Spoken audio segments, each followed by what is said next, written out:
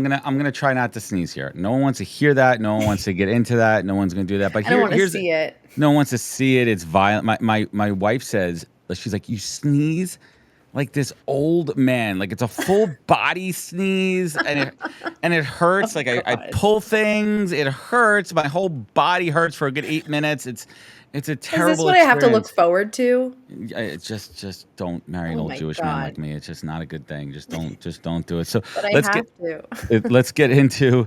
Um, I'm gonna do it, Ben.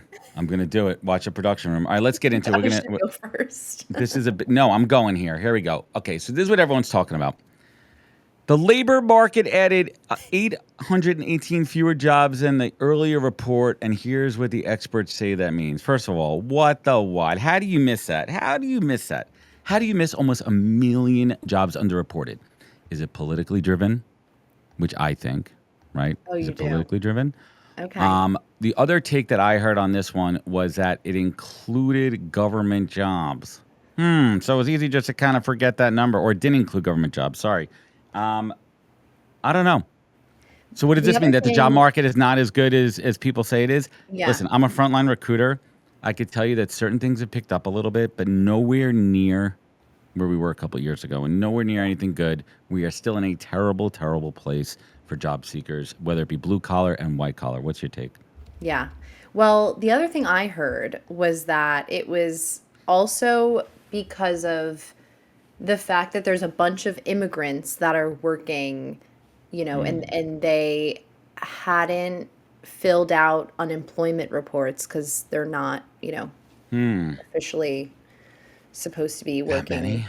Yeah. So I so that so that's that was 500,000 was the number that I read. So that's part of it, I think. And then there was, yeah. So essentially, it's just like they're getting bad data, and wow, shocker. also, yeah, and also how many people, in my opinion, this is interesting because like how many people are actually making decisions about their portfolios and investments elsewhere in the economy because of that data that they're getting about the job reports. Yeah, and how much is a job? I mean, listen, I'm not an economist. I mean, one of our guests coming up, Lynch, could probably talked about this a little bit later. But like, how does that number affect stocks? How does that affect investments? Yeah. How does that affect VC funding? All those factors too. I mean, I hate to say this. This is politically driven. I mean, that's my gut feeling on this one. It's just a number. Like, how do they even count this stuff?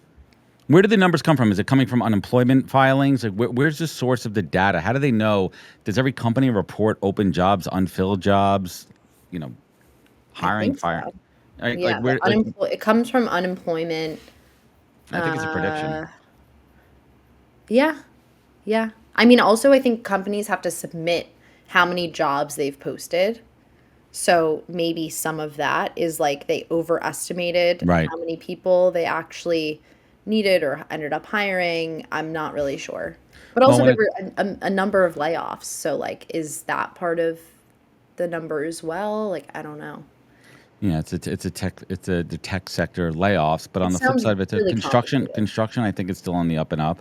You look around in any of these Yeah. major cities, but again, who are these folks that are working construction? Are they documented, undocumented? Yeah. Are they U.S. Like there's a Also, lot to it here. are the investments coming from? Who are buying and investing and building No, these huge projects? this is a tricky A one. lot of foreign money. A lot of farm money. We're gonna keep an eye on it. Danielle, what headline are you talking about today? Well, I'm talking about something a little bit depressing, which Oh, is, because that one wasn't depressing. Great, yeah. yeah, a little bit more depressing in my opinion. How pessimistic college seniors are about the job market. So there was a recent report by Handshake that found that 57% of college seniors are pessimistic about starting their careers. And their main concerns, listed in order, are the labor market and competition for jobs. Right. Number two is debt. Yikes. Number three is the election. Oof. And number four is AI. Oi. And on the AI one, what's interesting is that half of the students surveyed don't think that AI will create more jobs or make hiring more equitable.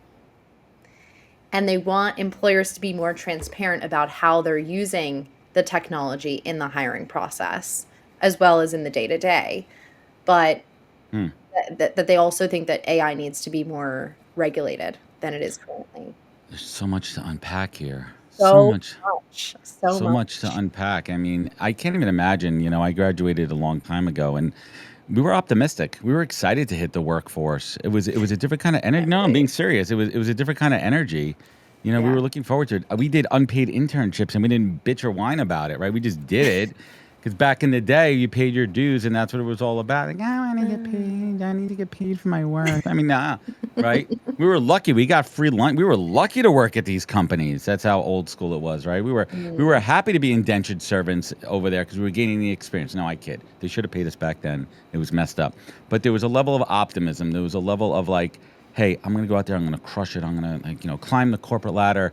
And now I think it's a factor of social media. I think it's a factor of too much information, too much fear mongering. And the other factor you said big time is debt. Let's talk about debt, yeah. right? The cost of college education has incrementally just gone through the roof. It's funny. My parents What's actually the just paid. average? I don't know. I went to a SUNY. I went to SUNY Buffalo, and I think all in was under like 17, 18 grand a year with housing back then. And my parents actually just paid it off. And that, that was 20 plus years ago. And they were playing a small part of it. But Wow. now, I mean, we have friends who are sending their kids to school. It's like 70, 80 grand a year. I can't even fathom that. So where's the ROI on that? Where's the ROI? How many years do I have to work? If you don't have parents who are wealthy, if you don't have parents that are going to take on that debt for you, you come out of school with 300 grand of debt before you even started day one in the workforce. That is not a sound business decision in my eyes. No. And to your point, I've seen a lot of young professionals, we were talking about new collar workers last week, take that money that maybe their parents would have given them, or maybe they don't have that money, right? And just go and get a job or create a business that with that seed money, right? And I think that's also something interesting that we're seeing sort of play out is there are fewer people going to college, Hmm.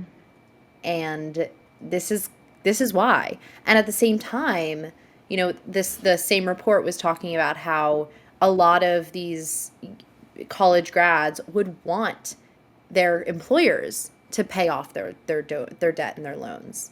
So their don'ts. So There don't. but only 9% offer that as a benefit. So I think there's a huge gap there. It's something I've talked about online as well. I should probably post about it again. You should. But that creating some sort of, incentive and benefit around debt is a huge way to attract young professionals. And I've even come up with like a really great strategy where the more the longer they stay, as long as they're growing, right? Like that's I think that should be a guarantee, is that you feel like you're growing and there's room in the organization to grow, but that every single year the percentage of your debt and your loan that's being paid off by the company increases. And that's incentive. That's a way to, maintain that workforce that is turning over like, oh my gosh, pancakes. It's a scary place too. And what are kids doing? I watch my friends' kids. During the summertime, I'm like, what are they doing? Are they sitting around doing nothing? Are they working? Are they setting themselves up for success afterwards? Are they continuing to invest? Are they taking that time off? And like, what are they doing with it? It's interesting. But let's talk about the AI component to this too. Mm. I feel like the kids that are in school right now that are really doubling down on the AI, that are digging into the tech, those are the ones that are going to Oh go yeah. far versus the ones that are complaining about it. Oh The yeah. ones that are embracing it, who are I understanding the mean, tech. they're also utilizing the tech in their classes if Mm-hmm. they're lucky, if their professors are forward thinking and they're and they're thinking about how am I going to actually prepare these students for their careers. It's a lot to do with AI. It's a lot to do with how can I help them to learn and experience and explore these new skills and new tools. And I think that's a huge one. And another thing that I was reading about too was that because the gap is widening between what colleges provide in terms of an education and what the workforce actually requires, that there's a bigger need for upskilling within organizations at the younger professional level, which is why I'm building something around that right now. Well, are colleges doing a better job of teaching practical knowledge versus old school textbook knowledge? I mean, that was a big problem when I was in school, right? Like you learn all this stuff and then you come out into the real world, you're like, nothing's relevant. Why do I need that? Right. As someone who graduated not too long ago, within the past 5 years, I Right. will say it's getting better, but we're not there yet. And education, we all know how slow moving education is. So it's not up to par, I think, where it needs to be. And it won't Well, be for some time. it's scary. I mean, my daughter's going into middle school, so now we're 6 years away from college for her, which is a crazy thing to think That's about. crazy.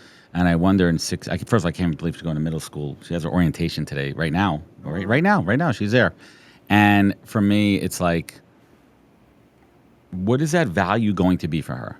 The education value. I understand the value of going away to school and becoming independent, and I think that's a big part of going away to school. But not everyone goes away to Huge. college. There's a lot of folks that stay local, that go to local community colleges. But what's the value of that? I mean, with so many companies also not requiring degrees anymore, folks are Right. getting their education elsewhere with the proliferation of online learning. There's so many other ways to learn and grow.